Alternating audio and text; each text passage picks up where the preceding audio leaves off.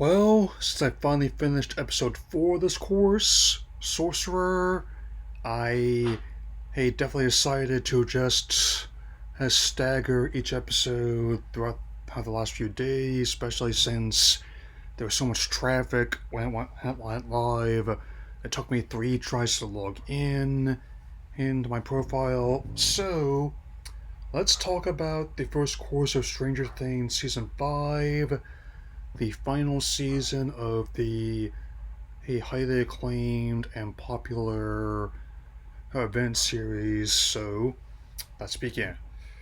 Last season takes place mainly in the fall of 1987, about 18 months after the events ends of the last season, and even longer in real life given how the pandemic and the strikes has definitely impacted production in their own ways. As the small town of Hawkins, Indiana, has been occupied by the military in anticipation of yet further paranormal occurrences, our heroes are left with but 2 options: admit defeat under this new normalcy, quote unquote, or put everything into one final showdown against Vecna and his followers. As you might imagine, they choose the latter. And let me tell you, I won't be getting too spoilery at all. Well, there'll be some minor ones reveals I'll be addressing here, but it does make sense to me that it was pointed out that Vecna, especially in his human form, is functionally something like a reversal of Charles Xavier in the X-Men franchise, as to Elle being very much like our Jean Grey / Phoenix, especially. I really think that if / when Marvel takes on the crack at adapting the Phoenix Saga, they should definitely use the show as a template for how they want to portray that storyline. And I was ever say that I won't get into too much detail why, but I never had too much an issue with Elle's extended family in the second season, and to me at least, they were kind of like this show's one of the Starjammers in that storyline. I mean, let's just say that uh, that it's one of several bits that they set up in earlier seasons going to get fired off in this last one. Um, and all things considered, they do admit that even though using it as a parable for the tenets of the time and sense, life in that time period wasn't all bad. I admittedly like the idea of someone on a scene playing Ghosts and Goblins in the Nintendo who appears to be on the second run through. It's been a while, but I can definitely say that this had a feeling of beating that in the second run. Even if it's just a bunch of English text on a black screen, it doesn't matter to me. Like, just that dude, like, yeah, I did this, satisfying in itself. And yes, I actually did call like the number on the tie-in Doritos mixing the Cool Ranch with their Hellfire pizza in 80s style packaging, and yes, it's almost like a nice bit of viral marketing there. And I am still not entirely certain who all is going to survive this final season, but even in a few of these betting apps that keep crying all these AI generated ads in my feed are, of course, taking bets on the matter, as you would expect. I mean, I will say that just the idea of seeing all these kids grow up in real time, like the Wizarding World before it, that in itself has been one of the things I've actually enjoyed the most. I mean, most about the show. A lot of them are making movies on and off this platform, so they'll definitely have a lot of prospects lined up, and I'm not at liberty to confirm or deny any of the behind the scenes drama surrounding Millie Bobby Brown, David Harbour. I really do not get why so many people are trying to bring back the whole 2000s era of tabloid reporting, because that is not an aspect of that decade I have much nostalgia for, admittedly.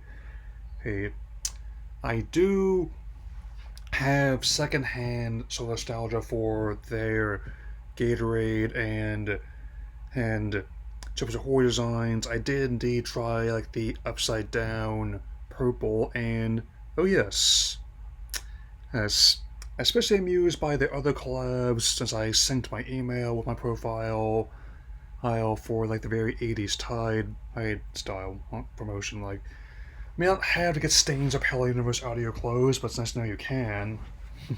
I won't say why, but I, as much as Vecna needs the children for his plan to be completed, in a way, these kids also going to be the key to stopping in him as well.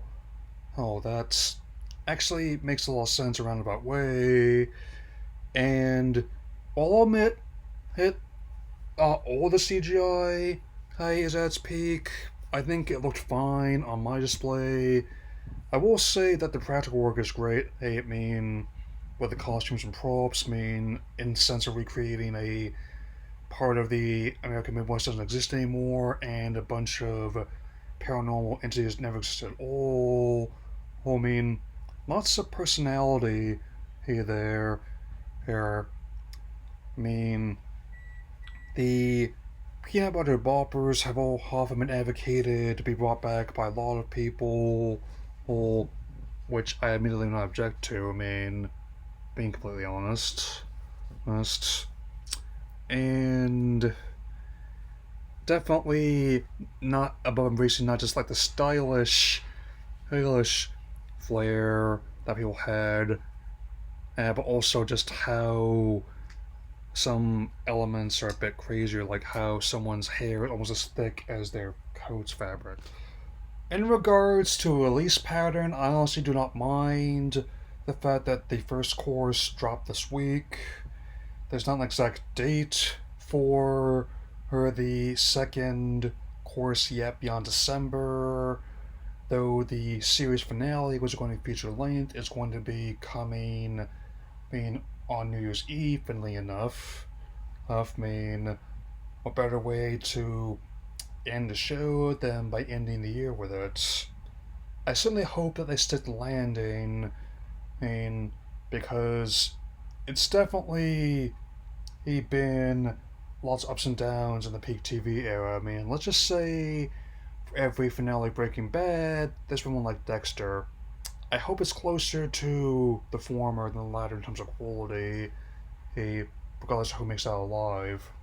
And I also understand why they're only just now getting into the idea of spin-offs with the parent show nearing its end. There's just interest in one about the Wheelers. That could work. The relation once returned to Oz, happy 40th of that. And I think they're making the right call with this anime spin-off being set in 1985, appears to be between the third and fourth seasons. Perhaps it'd be easier to get the people to do voices if they're physically aging this way, especially with real world events, hence making that even clearer. But like I said before, I think these kids growing up in real time does make transition from a child actor to adult actor a bit easier, especially if I already got projects lined up. Like before the show even started, we had Joe Keery, who definitely playing with amiibos on TV, and now we've got Gaten Matarazzo, who are advertising for Lindsay on Switch 2. Hey, if anyone happens to have his friend code, I'd be more than happy to have it, as with any of these guys. As for any other stuff I've been wanting to get off the ground, I ultimately can say that, hey, that even though I'm taking a bit longer than I would have liked, I prefer to get things done right whenever I have the opportunity as opposed to getting them done quick. I mean, the quickness of something is always when I have to actually get it finished. With that being the case, I do have one more video to close out this month about a Sega game tie-in to a movie celebrating its 60th anniversary this holiday season. Just have to wait to see what it is, though. That's all for now. I'll see you all again soon. Take care, everyone.